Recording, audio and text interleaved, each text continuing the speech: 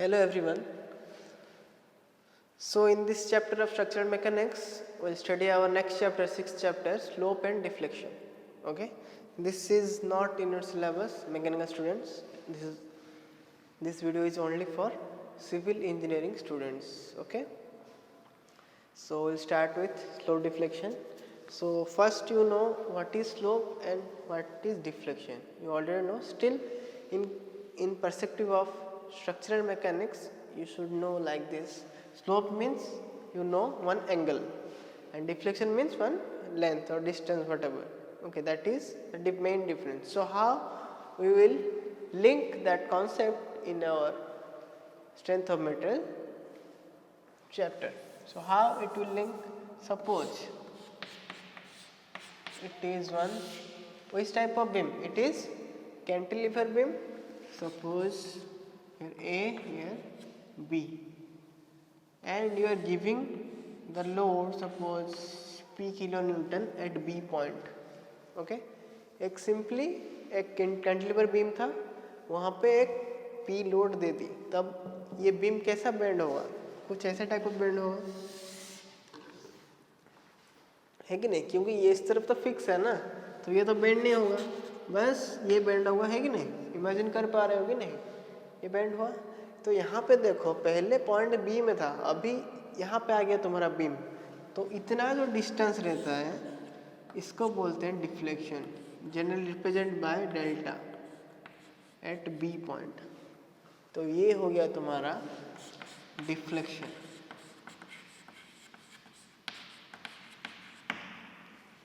Okay, और एक चीज क्या है? स्लोप। स्लोप क्या है? बैंड सपोज ऐसा था तो यहाँ पे स्लोपिंग है, जीरो था, पर यहाँ पे ऐसे जैसे हो गया तो स्लोप तो कुछ मिला होगा ना उसको।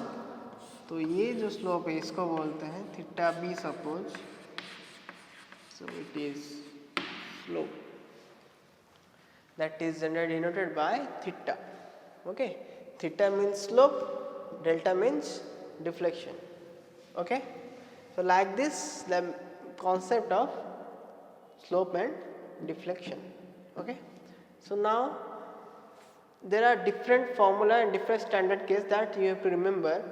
Number of formula are there, but in your syllabus you have to remember only two cases. One is for cantilever beam and the one is for simply supported beam. Cantilever case में दो case फिर आएगा, एक रहता है point load, एक रहता है यूडीएल.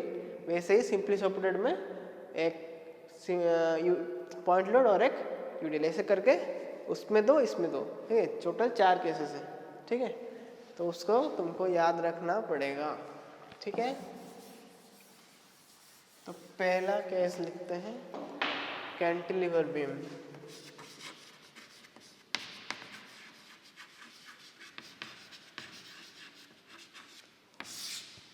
ठीक है, पॉइंट लोड देते हैं उसको, ठीक है?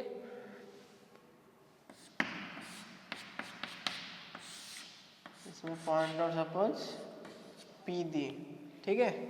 ये ए बी, ये लेंथ है सपोज L, ठीक है? तो इसमें तो पूछा जाएगा थीटा ए, स्लोप कितना है, थीटा बी पूछा जाएगा, फिर पूछेंगे डेल्टा ए कितना है, फिर डेल्टा बी कितना है, ठीक है? अगर ऐसे पूछते हैं तुमको तो पहले बताओ ए में फाइंड आउट करते हैं. ए क्या है? फिक्स है. मैं कैसे बेंड होता है तुमको यहाँ दिखाया. ए में कुछ बेंड हुआ था क्या? कुछ हुआ ही नहीं था ना, क्योंकि ये फिक्स्ड है. फिक्स्ड केस में स्लोप जीरो और डिफ्लेक्शन जीरो रहता है.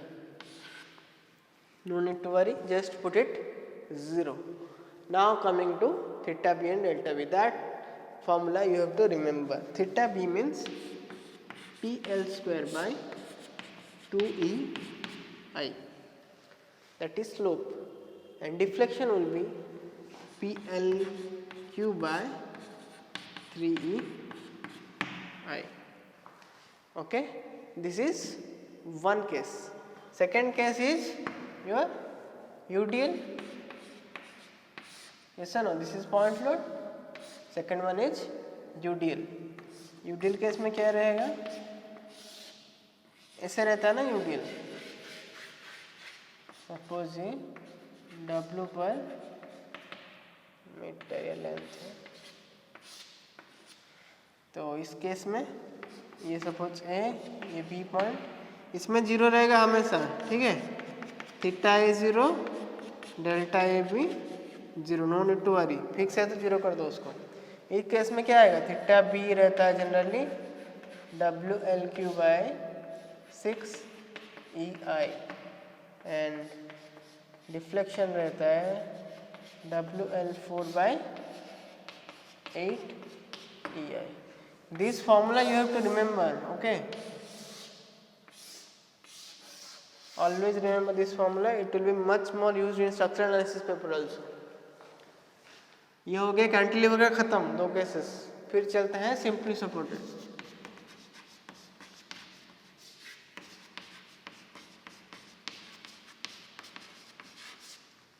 सिंपली सपोर्टेड पहला है पॉइंट लोड। पॉइंट लोड के केस में बीम कैसे रहेगा, ऐसे रहेगा बीम,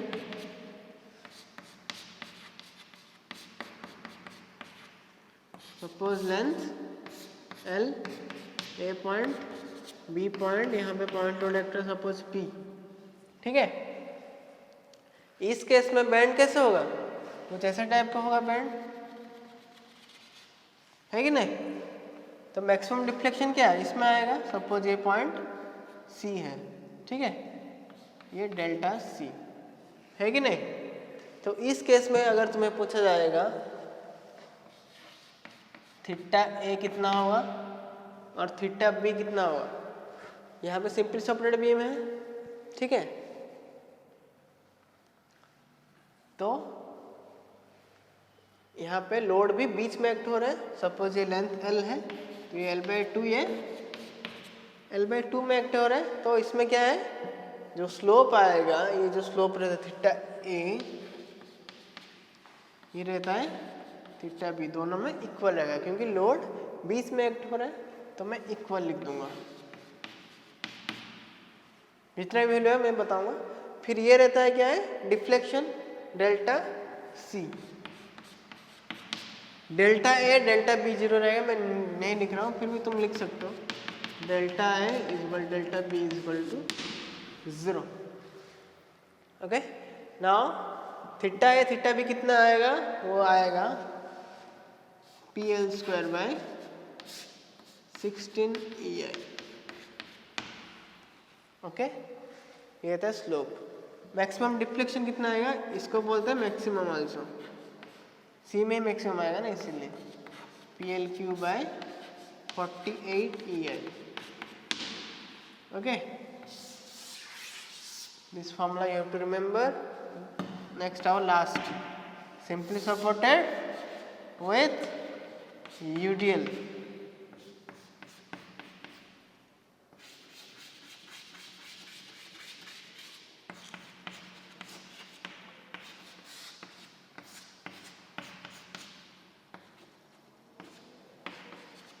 इस केस में वही सेम चीज, डेल्टा डेल्टा भी तो जीरो रहेगा, इस सबको पता है, ठीक है। फिर क्या रह गया, फिर रह गया थीटा ए, यहाँ में भी इक्वल रहेगा थीटा बी, और इसमें क्या है डेल्टा सी रहेगा और मैक्सिमम, ठीक है। तो थीटा जनरली स्लोप रहता है तुम्हारा WL/24 EI और डिफ्लेक्शन रहता है 5WL/384 EI, okay. So this much formula you have to remember. You can take screenshot also, okay. This you have to remember, otherwise you cannot solve problem. यहाँ में भी deflection वैसे ही होगा, इसमें maximum रहेगा।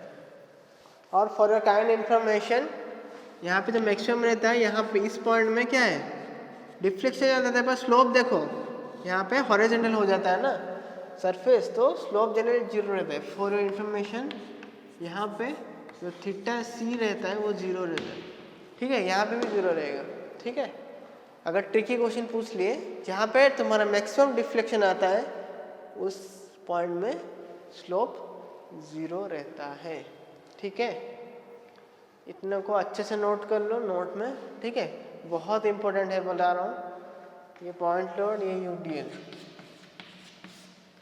बहुत बहुत इंपॉर्टेंट है। You can take screenshot also. ये फॉर्मूला याद करने के लिए ज़रूरी है, ठीक है, नहीं तो प्रॉब्लम सॉल्व नहीं कर पाओगे, ठीक है।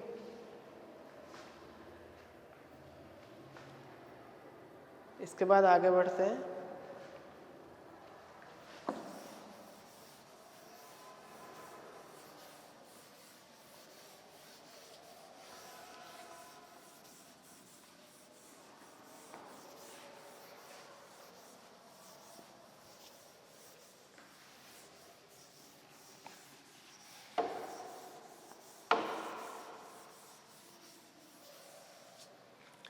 एक रिलेशनशिप एग्जिस्ट करता है जो तुम्हारे सिलेबस में लिखा है, ठीक है, slope, deflection, curvature, all these relations, how only they are connected by one equation, that is EI d square y by dx square equal to bending moment at x।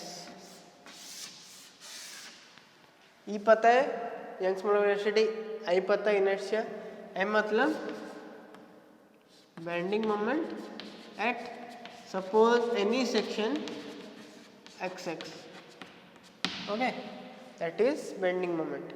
इसको मैं मॉडिफाई करके लिखूंगा, ठीक है।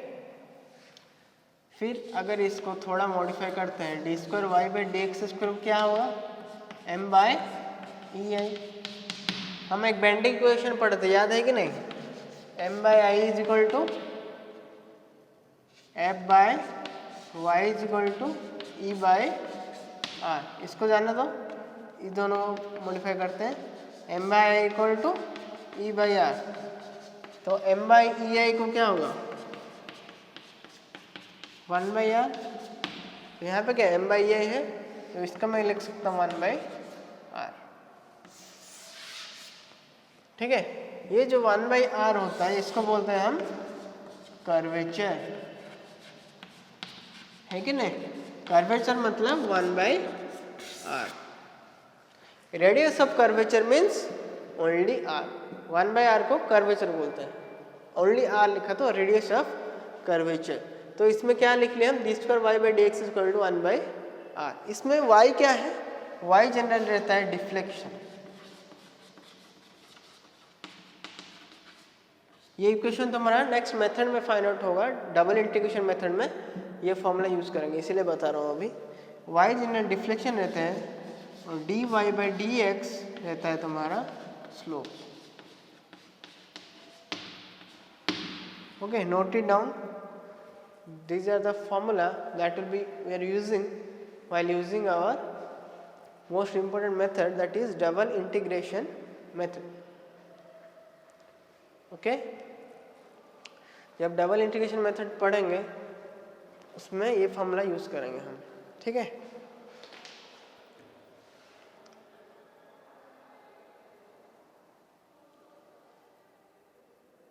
तो आज के लिए नॉर्मल कॉन्सेप्ट हम समझ लिए। नेक्स्ट क्लास में तुम्हारा यहाँ पे 2 मेथड्स है, उसमें से एक है double integration method, second method है तुम्हारा मैकेले मेथड। ओके, वो 2 मेथड पढ़ेंगे और ये चैप्टर खत्म होगा, ठीक है।